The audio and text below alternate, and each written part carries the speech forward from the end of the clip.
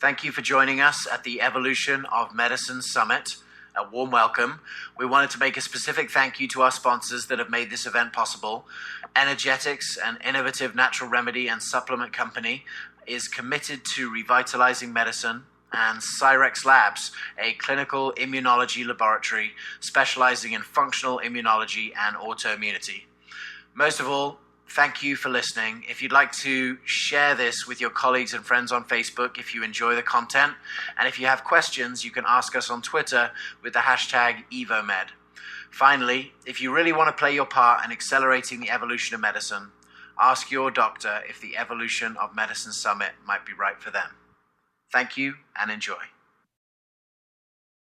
Hello and welcome back to the Evolution of Medicine Summit. This is your host, James Maskell, and we are now in the Mind-Body Day of the Evolution of Medicine Summit, and it is my great pleasure to welcome one of the preeminent people in the world of mind-body medicine and also in the world of technological innovation in the world of medicine, both areas that are leading the way in the evolution of medicine. Dr. Deepak Chopra, thank you so much for making time to be on the Evolution of Medicine Summit. Thank you for asking me to speak here.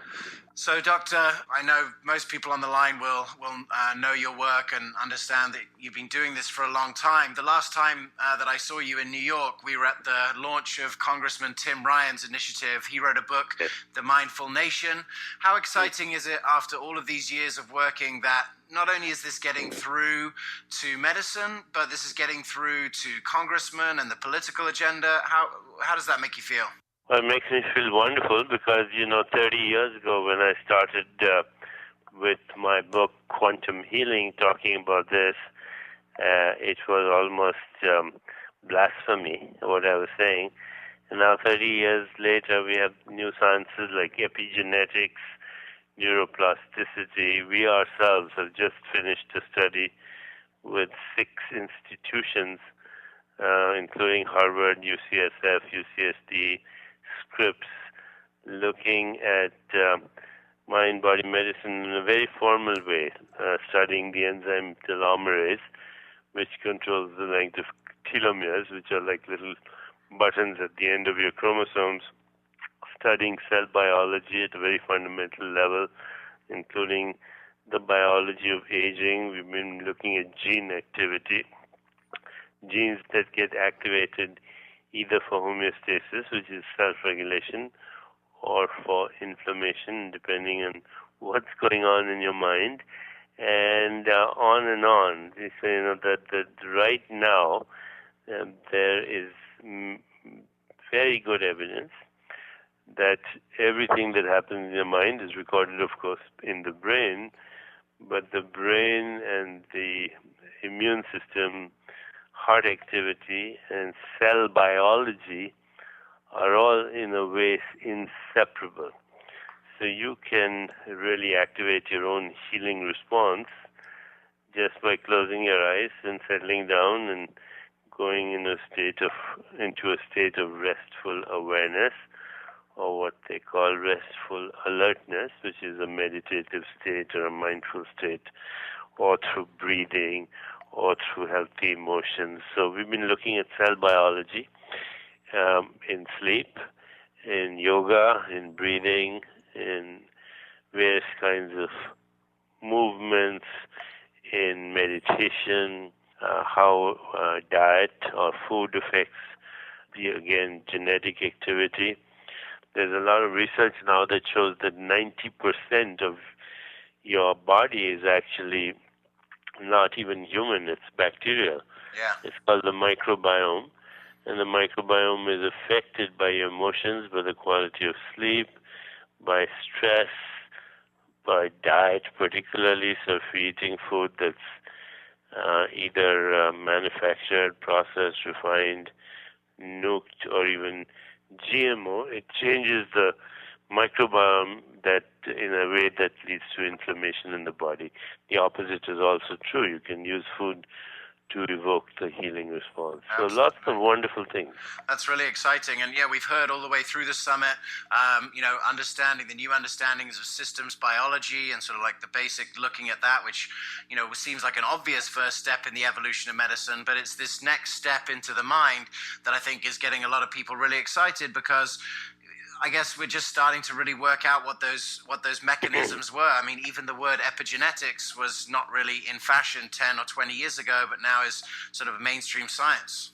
Yeah, it's actually very mainstream science, and systems biology is a good way to understand that, because your body does behave as a system, and all of medicine until recently has been what they call reductionist. You try to understand mechanisms, and then, particularly mechanisms for illness, then you interfere with them, and then you hope that, you'll get rid of disease.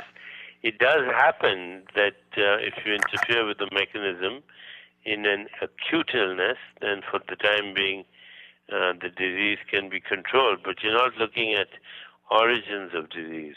You're only looking at mechanisms of illness. Origins of disease originate, in consciousness.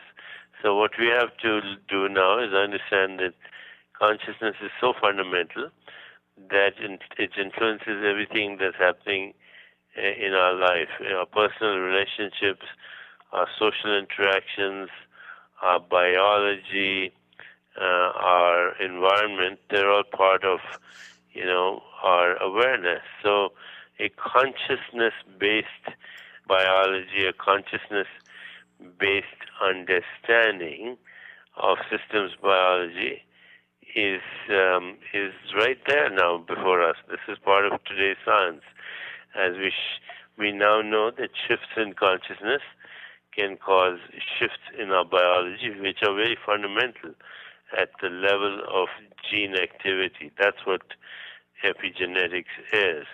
And you can activate the good genes, in other words, upregulate your gene activity and turn off the bad genes. And your body is always in a state of precarious balance between inflammation on the one hand, which is the background in illnesses, all chronic illnesses, whether it's autoimmune illnesses or cancer, many kinds, or infection or degenerative disorders. Inflammation is a predominant factor, and the opposite, of course, is homeostasis, which is self-regulation. So this is where we've come in 30 years. It's amazing. If you were to go back now to the New England Memorial Hospital, where you were chief of staff decades ago, are they, even those kind of institutions, recognizing this progress? Yeah, oh yes. I mean, as I said, we ourselves right now are in the midst of a study where we're collaborating with Harvard, UCSF, UCSD, Scripps, and the Chopra Foundation, and we have never seen this kind of multi-hospital, multi-center trial looking at quantum healing. Yeah. So you mentioned the things that can actually increase telomere length. You said stress and sleep, and I've heard you say relationships before. How is this going to actually enter medicine? Like, who in the medical system has the skills to be able to help people to achieve these sorts? Or do you think it won't actually be delivered by physicians? Well, physicians could be part of a team, but, physicians are not trained yet to think in this way. They only think pharmaceuticals or surgery, which have a limited role. I mean, I would say that, for acute illness, many acute illnesses, you do need pharmaceuticals and surgery. For diagnosis, also, you have some very precise diagnostic procedures, but more than 85% of the drugs we use are of optional or marginal benefit, which means they don't really work or affect the natural history of the disease other than give you side effects. And, we're now recognizing that the U.S. is one country where we overdo it. 99.9% of prescriptions for narcotics are by physicians, particularly in the United States. Any physician any day would overperform a drug lord from Colombia when it comes to prescribing pharmaceuticals that lead to addiction. So we now have the data, and hospitals are becoming aware of this data, and almost every hospital now has a department of complementary or integrative medicine. We have medical students going through our Chopra Center. We also give a course for physicians, which is accredited by the American Medical Association. It's called Journey into Healing. So, the trend is definitely that we are already mainstream, except that the mainstream people don't know it. Yeah, that's true. Well, it's becoming more and more obvious, and I one of the things I really appreciate that you've been able to do is to use the modern ways of getting the word out there, blogging and doing different summits and partnering with Oprah and so forth. What do you think, if you look out sort of a few years from here, how quickly do you see this uptaking? Because it seems like people that have not traditionally meditated or not traditionally been mindful, or even people of religious beliefs who have mainly seen it as sort of anti their religion, are coming on board with it. Even if you see in the armed forces or so forth, it's an exciting prospect. How long do you think it's going to take to sort of reach that middle of the bell curve? Well, the armed forces was already aware. So, for veterans coming back from war with PTSD, a lot of good research is showing that meditation and mindfulness are immensely important. Columbia University is teaching a course on spirituality and medicine. Integrative medicine has become a part of every medical school curriculum, but it has not yet caught on with physician training in a big way, and that's the next step. That we will have healthcare providers using integrative methods, and this providing of healthcare will not be dependent on physicians, but all kinds of health practitioners, from nutritionists to people who practice hypnosis, to teachers of meditation, yoga, breathing exercises, experts in nutrition, and so this is happening right before our eyes, and we are part of the transition team right now, which is looking for a new paradigm in medicine. Absolutely. And given that the majority of this work is sort of like individual to the patient and internal, do you see the potential for this to be scaled out sort of way outside of the medical system, the traditional medical system? Yes, I do see a way to be outside. At the Chopra Center already, we have programs for multinational corporations, for every kind of possible individual, but we're extending it into communities. In fact, we have research now that career well-being, financial well-being, social well-being, physical, emotional, and spiritual well-being are all very interconnected, and there are ways to quantify this. In fact, I wasn't going to mention this, but we are starting our own social network, a global network called Body, Mind, and .me, where we will aggregate data, shifts in behavior, and looking at every aspect of well-being. So think LinkedIn, think Facebook, but with well-being as the major factor behind the social activity. Yeah, well, earlier this summer there was information in the news about how Facebook was sort of manipulating people through their algorithms. It sounds like that, but with a really strong positive intention behind it. Yes, sir. Oh, that's great. And you mentioned a little bit earlier, I was reading about a program that you you were looking at this summer, which is sort of measuring the success of these different techniques on actual biomarkers. Can you tell us a little bit more about that? Yeah, well, traditionally biomarkers that one looked at were things like blood pressure, bone density, body temperature regulation, immune response, hormone levels, sugar tolerance, fat content, cholesterol, HDL ratio.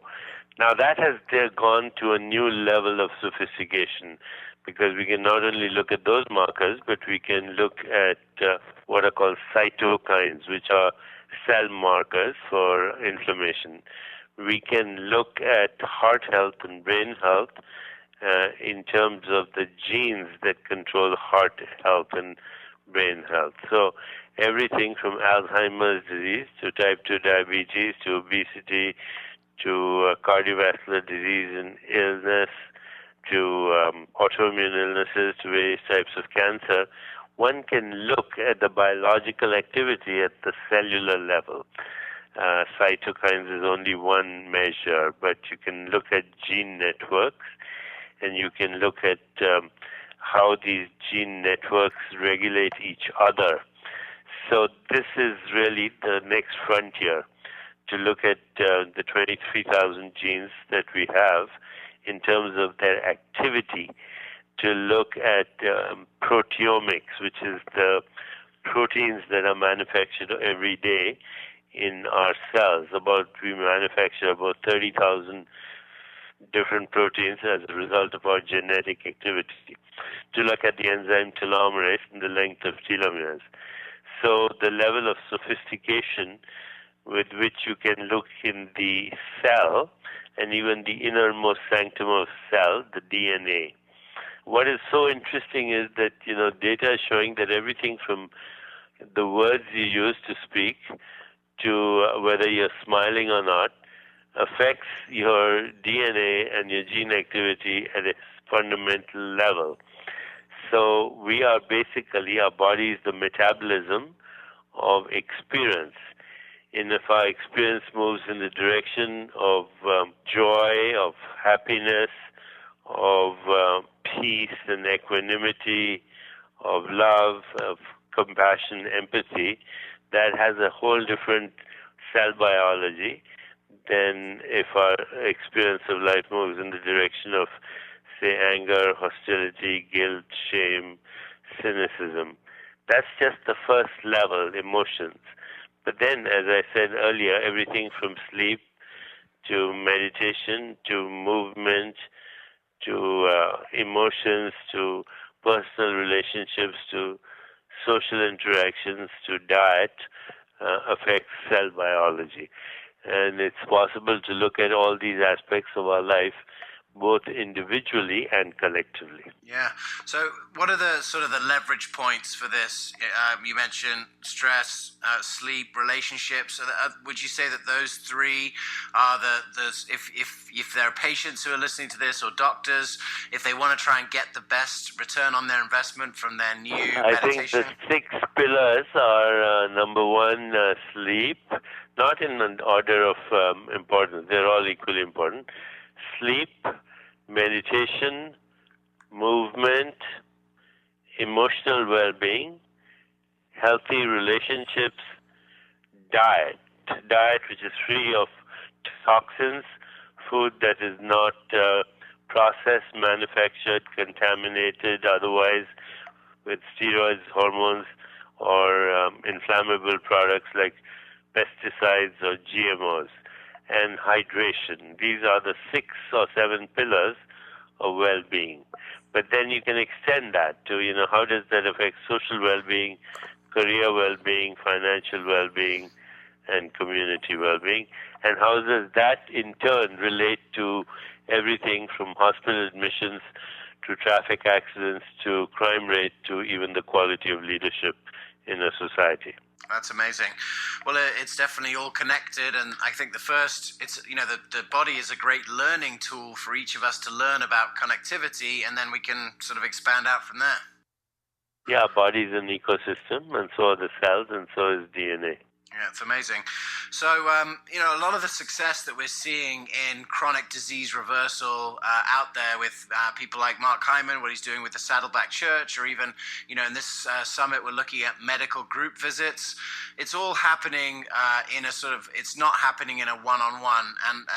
I'm just given that you've written extensively on the connection between people, I just love to get your thoughts as to whether it sort of surprises you that the most successful strategies for dealing with lifestyle issues seem to involve more than one person at a time and different sort of support and accountability structures. Well, since your body is an ecosystem, that ecosystem functions mostly in relationships. So your personal well-being is linked to your social well-being, is linked to your community well-being, is linked to the well-being of an entire country. We have methodologies now to quantify these at all these levels. And in fact, the U.S. is about number 16 in the world in this kind of well-being. Denmark is number 1. Canada next door is number 2. So we have a long way to catch up. Well, it doesn't sound that good, but if you compare it to, say, infant mortality, where we're 56th, it's not that bad. We don't rank very high on all those measures of well-being, including infant mortality. What do you see as some of the ways that this is sort of the next phase of this moving forward, as far as how we can harness the interconnectivity? Well, we are already expanding the conversation through social networks, through medical schools, through corporate well-being strategies. So that is happening. I think ultimately this education has to extend to schools and to educational institutions in general. Absolutely. Well, I've heard it written that your mission would be to bridge the technological miracles of the West with the wisdom of the East, and certainly, I've seen that your passion has really moved towards this sort of next generation of technology, which is going to really influence medicine and be a big part of the evolution of medicine. By October, we could all be wearing an iWatch. I know that you've been way ahead on the wearables. What is it about that part of the evolution of medicine that gets you excited? The wearables are good right now in that they're measuring things like activity and sleep, but I think we are aggregating this kind of technology through research at our center, where a single wearable could monitor not only movement and activity and calorie expenditure and exercise and quality of sleep, but the wearable could also be a device that has all your medical records, has a GPS that tells you which situations cause aggravation and which situations cause healing, and then a social network around that where we all help each other in the direction of well-being. That's amazing. And it seems like part of the value of these things is to be able to catch these stresses a lot further upstream. Well, the most important thing is feedback, and also to know that once you have the data and the information, then you can influence your well-being through at every level, feeling, thought, and action. Absolutely. Do you see that this will be sort of ultimately a very empowering process, or do you think people will sort of get lost in the technology? No, technology is neutral. It depends on how we use it. And the technology can be such that it facilitates healing, homeostasis, neuroplasticity, and gene modulation. Yeah. So what are some of the things that you see out there that you're excited about for this in this technological revolution, and how that's going to influence medicine? I think the technology is still in evolution. We are trying to lead it also by collaborating with other institutions. So we're looking at devices that measure breathing, for example, and how you can use one of 100 breathing techniques to modulate your biology, how you can use altered states of consciousness, how you can use herbs which turn out to be adaptogens that modulate the effect of stress on cell biology. The field is evolving very rapidly, and it needs, therefore, collaboration between places where you have patients and the ability to do this. At the Chopra Center, we see thousands of people coming through our center. We've trained over 3,000 teachers. We have courses for health practitioners, but we also collaborate with technology companies and healthcare providers. And technology, and particularly, I guess, the technological medical revolution is happening in California. It seems more than anywhere. It's exciting to see so much capital working into this world that seems to be ultimately aligned with this evolution of medicine and the work that you've been doing for so long. Doctor, I really appreciate your time here and all of the effort that you've been putting in over a long period of time to really get this whole process moving. When I've asked everyone who's on the summit, when I say the word evolution of medicine, what does that bring up for you? Well, the evolution of medicine has moved from reductionism to functional medicine to what we call systems biology, and ultimately, I think, a consciousness-based paradigm. And that's the end result will be a consciousness-based medical paradigm? Yes, sir. And what do you see as the time frame to get from where we are now to there? We're in the midst of it right now. Well, that's really exciting. Well, Dr. Chopra, I really appreciate your time. Thank you so much for being on the Evolution of Medicine Summit, and we'll look forward to following your work, and we definitely appreciate you being a part of the summit. Thank you very much for having me. It's a great privilege and honor to be part of this team. Thank you so much. This is the Evolution of Medicine Summit. This is your host, James Maskell. We've been with Dr. Deepak Chopra. If you want to find out more about his work, where's the best place to keep up to date with all of your work, Doc? I think the best place right now is deepakchopra.com. Perfect. deepakchopra.com. Thank you so much, Doctor, and we'll see you next time. Thank you.